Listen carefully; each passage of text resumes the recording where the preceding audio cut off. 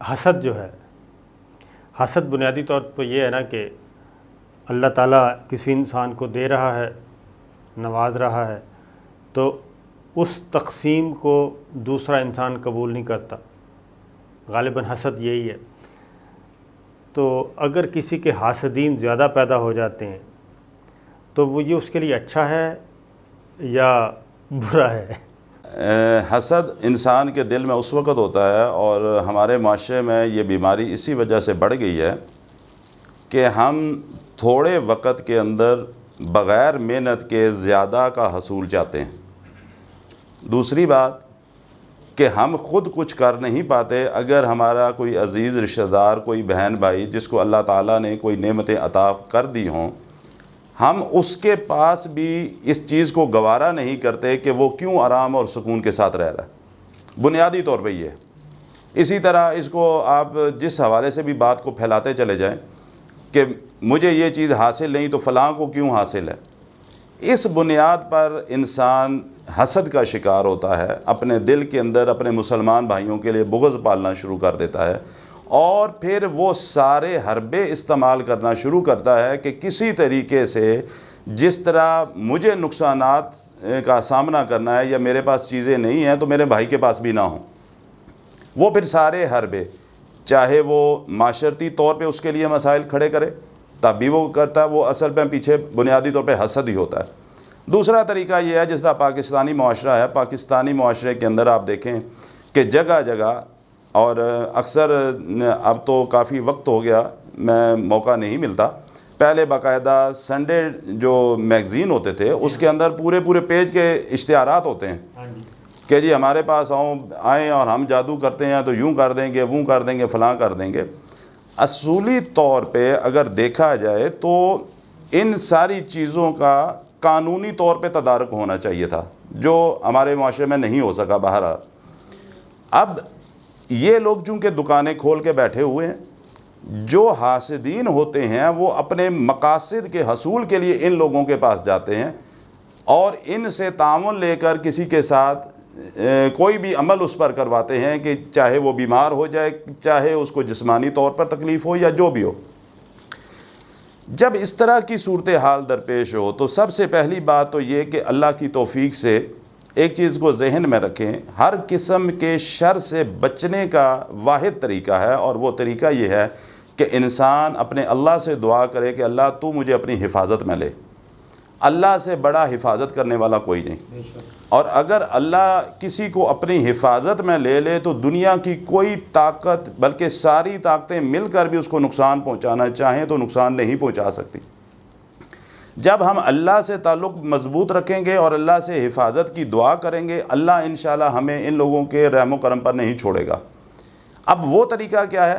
نماز کی پابندی کریں، اور اللہ کے نبی صلی اللہ علیہ وسلم نے فجر اور مغرب کے بعد کے اذکار بتائے ہیں، مسنون دعائیں ہیں، وہ دعائیں اپنا معمول بنائیں کہ میں نے فجر کی نماز کے بعد بیٹھ کر اور مغرب کی نماز کے بعد بیٹھ کے میں نے وہ مسنون اذکار کرنے۔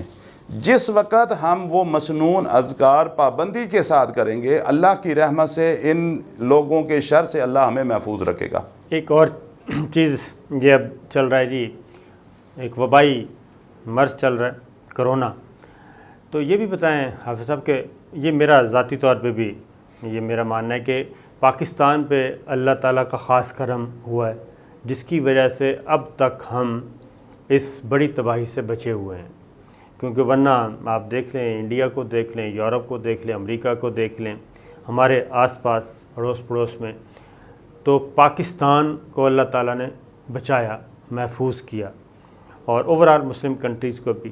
تو اس میں میں یہ کہتا ہوں کہ شاید اللہ والے ہیں، اللہ تعالیٰ سے دعا کرتے ہیں، تو پہلے بھی وبائی امراض آتے رہے حضور اکرم صلی اللہ علیہ وسلم کے دور میں بھی، تو ان وبائی امراض سے بچنے کا طریقہ کار کیا ہے کہ اس مصیبت سے بچا جائے؟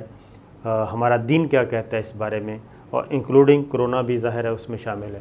سب سے بنیادی بات تو یہ کہ ایسی صورتحال کے اندر نبی صلی اللہ علیہ وسلم کی سیرت مبارکہ سے دیکھا جائے تو من حیث القوم ہمیں اللہ سے استغفار کرنی چاہیے۔ مسلمان کرتے بھی ہیں الحمدللہ، لیکن میں سمجھتا ہوں کہ استغفار کے ساتھ ساتھ اپنا احتساب کرتے ہوئے استغفار کرنا چاہیے کہ جن اعمال کی وجہ سے نبی صلی اللہ علیہ وسلم کے فرامین کی روشنی میں اللہ تعالیٰ دعائیں قبول نہیں کرتا، اگر ہمارے اندر وہ کمزوریاں کوتاہیاں ہیں تو ان کی اصلاح کرنے کے بعد پھر اللہ سے استغفار کرنی چاہیے۔ دوسری بات، آپ صلی اللہ علیہ وسلم کے فرامین کے مطابق، جس طرح میں نے پہلے ذکر کیا اذکار کا، دعاؤں کا، اللہ کے نبی علیہ الصلاۃ والسلام کا فرمان ہے کہ جو شخص صبح کی نماز کے بعد بسم اللہ الذی لا یضر مع اسمہ شیء فی الارض ولا فی السماء وہو السمیع العلیم، ان کلمات کو 3 دفعہ پڑھ لیتا ہے، مغرب تک زمین اور آسمان کے درمیان کوئی موذی چیز اس کو نقصان نہیں پہنچا سکتی۔ اسی طرح جو شخص مغرب کی نماز کے بعد یہی کلمات 3 دفعہ پڑھ لیتا ہے، اگلے دن فجر تک زمین اور آسمان کے درمیان کوئی موذی چیز اس کو نقصان نہیں پہنچا سکتی۔ لیکن اس کے لیے شرط یہ ہے کہ وہ پھر ہم دینی احکامات پہ بھی عمل کرے۔ یہ دعا پڑھنے کا مطلب یہ ہرگز یہ نہیں ہے کہ وہ اپنے آپ کو مادر پدر آزاد چھوڑ دے۔ اس کی بھی وضاحت کر دیں، کیونکہ لوگ یہ سمجھتے ہیں کہ یہ میں نے فلاں آیت جو ہے آیت مبارکہ پڑھ لی اور اس کے بعد اب مجھ پہ آ گیا قبر، جبکہ اللہ تعالیٰ کے مزید باقی احکامات ہیں ان کو بھی فالو کرنا ضروری ہوتا ہے، ان پہ بھی عمل درآمد کرنا ضروری ہوتا ہے۔ اس حوالے سے میں وضاحت کر دوں کہ یہ دعا جو میں نے بتائی ہے یہ فجر اور مغرب کے بعد آپ صلی اللہ علیہ وسلم نے فرمائی۔ اسی طرح ایک اور حدیث میں آپ کے سوال کی طرف آتا ہوں۔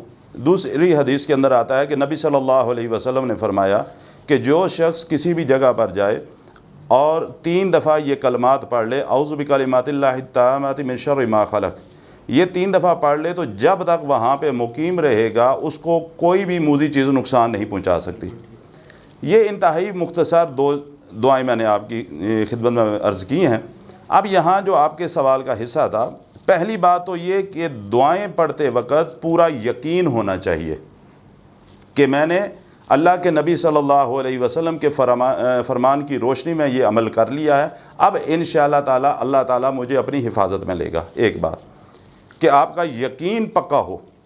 دوسری سب سے بنیادی بات کہ اللہ کے رسول صلی اللہ علیہ وسلم کے جو آپ کی طرف سے فرائض ہیں ان کو کسی صورت بھی کوئی مسلمان ترک نہیں کر سکتا۔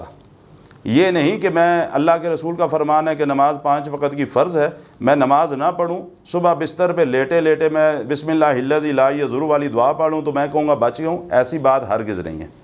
مغرب کی نماز میں نہ پڑھوں اور میں کہوں جی میں نے یہ دعا پڑھ لی ہے مجھے کچھ نہیں ہوگا، ایسی بات ہرگز نہیں ہے۔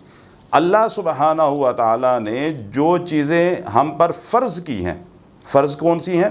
سب سے پہلی بات اللہ کی وحدانیت کے اوپر ایمان، اور جناب محمد رسول اللہ صلی اللہ علیہ وسلم کی رسالت، نبوت، آپ کے آخری نبی ہونے پر ایمان۔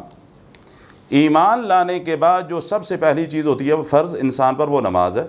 پھر رمضان کے روزے، جب رمضان کا مہینہ آئے گا، حج کا مہینہ آئے گا تو حج بھی فرض ہے۔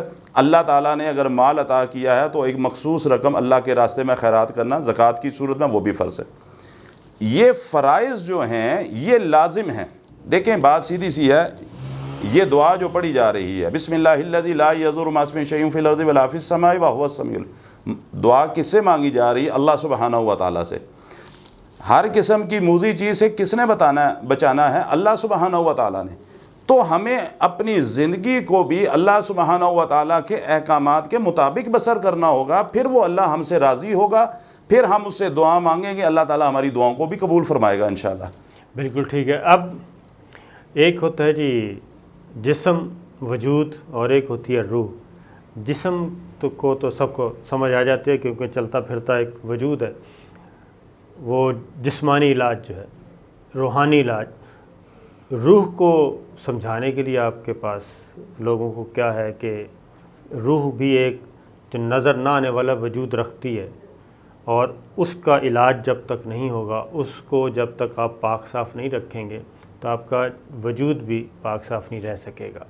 دیکھیں صابر صاحب، اس میں سیدھی سی بات یہ ہے کہ جس وقت یہ اسپرچول علاج کیا جاتا ہے سب سے پہلی بات کی کوشش اس بات کی جاتی ہے کہ ہم جو مریض ہمارے پاس آتا ہے ہم دیکھیں کہ کہاں انسان ہونے کے ناطے کہیں اس سے کمی کوتاہی سرزد ہو رہی ہے. ہم اس کی کاؤنسلنگ کرتے ہیں اور اس کے اندر اگر کوئی خلاف شرع معاملات چل رہے ہوتے ہیں تو ان کی اصلاح کی کوشش کرتے ہیں، کیونکہ ہم نے قرآن کے ذریعے دم کے ذریعے اس کا علاج کرنا ہے. وہ اسی وقت افیکٹو ہوگا کہ جس وقت اس کے اندر جو کمزوریاں کوتاہیاں ہیں، خلاف شرع کوئی ایسے اعمال ہیں، ان سے وہ نجات حاصل کرے، ان کو چھوڑے گا، اللہ سے وہ بھی دعا کرے گا، ہم بھی دعا کریں گے، تو پھر وہ علاج فائدہ مند ہوگا. پہلی بات تو یہ. یعنی جیسے ہم اپنا جسم ہے، جسمانی طور پہ ہم نے اپنے خطرات کو بچانا ہوتا ہے تو ہم کمرے میں آتے ہیں، کنڈی لگاتے ہیں، اس کے بعد آرام سے سو جاتے ہیں، دروازے بند کر دیتے ہیں، جس کا مطلب ہے کہ ہم نے اپنے وجود کو محفوظ کر لیا ہے. اپنی روح کو اسی طریقے خطرات سے بچانے کے لیے کیا کرنا چاہیے؟ سادہ زبان میں ذرا اپنے ویورز کو بھی بتا رہا ہوں کہ روح کا علاج کیا ہے. روح کو آپ نے روح کی حفاظت کیسے کرنی ہے؟ جسم کی تو ہم کر لیتے ہیں، سب کو نظر آ رہی ہے، تو روح کی حفاظت کیسے کرنی ہے یہ بتائیں. روح کی حفاظت کا سب سے آسان اور بہتر طریقہ یہ ہے کہ آپ اپنی زندگی اللہ کے احکامات کے مطابق لے آئیں اور نبی صلی اللہ علیہ وسلم کے فرامین کے مطابق لے آئیں. جس وقت آپ شریعت کے پابند بن جائیں گے، اللہ کے احکامات کے مطابق زندگی بسر کرنا شروع کر دیں گے، شیطان کے تسلط سے آپ نکلتے جائیں گے. سب سے پہلی بنیادی بات کہ آپ اپنے اعمال اللہ کے احکامات اور نبی صلی اللہ علیہ وسلم کے فرامین کے مطابق لے کر آئیں. دوسرا، اپنی حفاظت کے طور پر اپنی دعائیں پڑھ کر صبح شام کے اذکار کر کے اپنے آپ کو سیکیور کریں، محفوظ بنائیں، تاکہ آپ کے اوپر اس طرح کا کوئی چیز اثر انداز نہ ہو. اس میں وہ کہتے ہیں جی صدقہ جو ہے موت کے علاوہ ہر چیز کا علاج ہے. اس کی ذرا تھوڑی سی وضاحت کریں. رسول اللہ صلی اللہ علیہ وسلم کے فرامین کو اگر دیکھا جائے تو تمام فرامین کا مطالعہ کرنے کے بعد صدقے کے حوالے سے آپ صلی اللہ علیہ وسلم نے فرمایا کہ جب انسان صدقہ دیتا ہے تو صدقہ سے در حقیقت اللہ کا غصہ ٹھنڈا ہوتا ہے. اللہ کسی بات سے ناراض ہو اور اس کی وجہ سے کوئی مصیبت انسان کے اوپر ہو، جب انسان اللہ کی رضا کی خاطر اللہ کو راضی کرنے کے لیے اللہ کے راستے میں صدقہ کر دیتا ہے تو صدقے کی وجہ سے اللہ تعالیٰ اس کی بندے کی اس مصیبت کو ٹال دیتے ہیں. تو یہ تو اللہ کے نبی صلی اللہ علیہ وسلم کے فرامین سے ملتی ہے بات. صحیح. اب ایک اور بتا دیں کہ یہ جو جادو کرتے ہیں، جادو ٹونا کرتے ہیں، حسد کرتے ہیں، ان کے لیے پہلی تو نصیحت کیا ہے، اور دوسرا اگر پھر بھی اس نصیحت کے بعد بھی اگر کوئی باز نہیں آتے تو پھر اللہ تعالیٰ کے ہاں ان کے لیے کیا رکھا ہوا ہے ساز و سامان؟ دیکھیں بات سیدھی سی ہے صابر صاحب کہ جہاں تک جادو ٹونا کرنے والے ہیں، سب سے بنیادی بات یہ کہ آپ نے کہا کہ ان کے لیے نصیحت کیا ہے. نصیحت تو سیدھی سی بات ہے، یہی ہے کہ اللہ سے اپنے گناہوں کی معافی مانگیں اور مرنے سے پہلے توبہ کر لیں. یہی حل ہے آئندہ کی زندگی کے اندر ان کی گناہوں کی معافی کا. تو اس بات کی بالکل جتنی بات آپ نے پوچھی نصیحت کے حوالے سے، نصیحت تو یہی ہے کہ توبہ کر لو، اللہ سے اپنے گناہ کی معافی مانگ لو. اور اگر کسی کے ساتھ ظلم، ہاں یہاں میں ایک بات اور بھی چھوٹی سی عرض کرتا چلوں. بعض اوقات ہم سمجھتے ہیں کسی بھائی کا، کسی بہن کا، کسی عزیز و اقارب میں سے کسی کے ساتھ ظلم زیادتی کر کے کسی کا حق مارنے کے بعد ہم سمجھتے ہیں کہ ہم 2 نمازیں پڑھ لیں گے، 2 رکعتیں پڑھ کے اللہ سے معافی مانگ لیں گے، اللہ ہمیں معاف فرما دے گا. یہ ہماری بہت بڑی بھول ہے کہ ہم کسی بہن بھائی کا حق تلف کرنے کے بعد ہم اللہ سے استغفار کر کی تسمیہ 2-4 پڑھ لیں اور اس کے بعد اللہ سے معافی مانگیں. نہیں میرے بھائی، اللہ سبحانہ ہوا تعالیٰ کل قیامت کے دن درگزر فرمائے گا. وہ رحمان ہے، رحیم ہے، غفور ہے، یہ ساری کی ساری اس کی صفات ہیں. لیکن ایک بات کو یاد رکھیے، اللہ سبحانہ و تعالیٰ کل قیامت کے دن اگر وہ چاہیں تو معاف فرمائیں گے اپنے حقوق کہ حقوق اللہ جس کو کہتے ہیں. اگر حقوق العباد ہم نے کسی کے مارے ہوئے ہیں دنیا کی زندگی میں تو قیامت والے دن جب تک وہ بندہ معاف نہیں کرے گا اس وقت تک اللہ سبحانہ و تعالیٰ بھی نہیں معاف کرتے. بالکل ٹھیک ہے. یہ بہت اچھی بات کہ یہیں پہ ختم کرتے ہیں. تو جناب یہ بات ذہن میں رکھیے گا کہ اللہ تعالیٰ کے حقوق اللہ تعالیٰ بہت کچھ کر سکتے ہیں، معاف کر سکتے ہیں، سارے کر سکتے ہیں، لیکن جو بندوں کے حقوق ہیں، اگر آپ نے کسی بندے کا حق مارا ہے اور اس کے ساتھ زیادتی کی ہے، اس کے ساتھ کوئی ظلم کیا ہے، اور اس کا حساب تو پھر قیامت والے دن بھی میرا خیال ہے وہ بندہ ہی کرے گا، اور اس میں پھر آگے ایک لمبی تفسیر موجود ہے، وہ پھر انشاءاللہ پھر کسی وقت۔ اجازت دیجیے، اللہ حافظ۔